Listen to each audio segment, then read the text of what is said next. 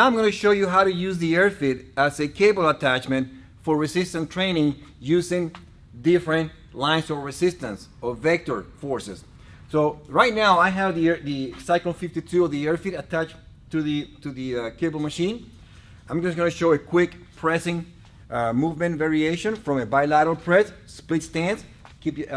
Make sure that your hands the slings is properly positioned on your hands. A solid stance, low center of mass. You can go from here from a bilateral press to a unilateral press. Okay. If your right foot is back, we like to punch with the right arm. Conversely, left leg is back, then we like to punch with your left arm.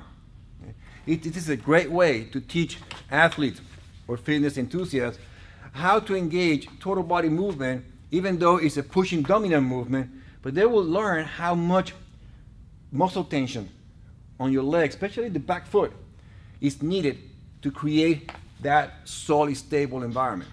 Okay? Now, not only you can do pushing, but let's say if you want to do some pulling variation, you can still use the sling, the ultra sling, but you can also change the two handles. And the same concept here. You can do bilateral pulls, okay, to unilateral pull. Okay?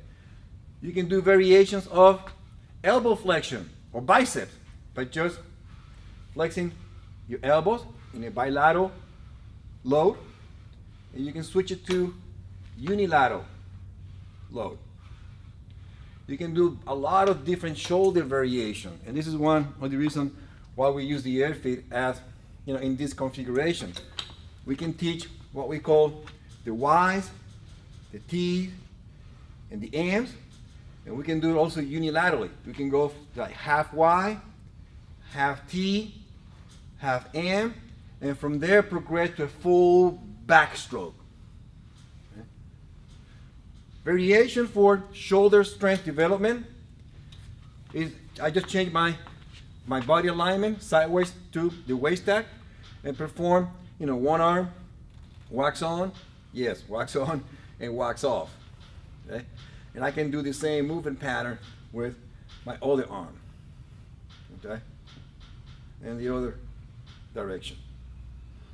There are so many movements that we can do here. By lowering the anchor point, you can do some lower body extremity strength development. For instance, you can do a split stance variation of lunges, but notice here the force line. The force line changes to the point that there's a lot of backward traction. You're still loading, your legs, but it's a variation of, just focusing on axial loading.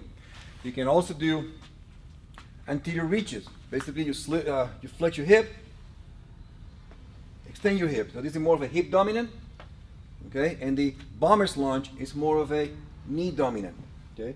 You can perform some basic locomotive movement like backpedaling, okay? Like so.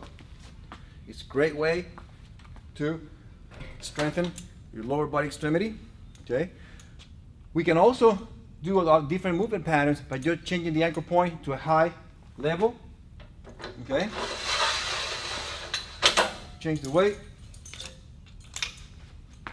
I even change the grip. And here I can do some basic pulling movement like cross-country skiing. I can do a bilateral swing to a unilateral or alternating movement pattern. Great way to strengthen the real deltoid. Okay? The point is, we do all this movement with a purpose, and the purpose is to leave no stone unturned. And the pure motion methodology, it takes all this movement into a system that you can use for program design, and it will help you and your clients to make sure that they achieve athleticism by achieving or working through athletic symmetry.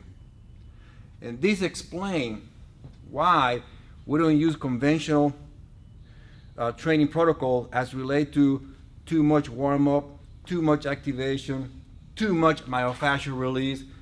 That is all incorporated in the movement and the training that we do, making it more efficient, sustainable, and fun.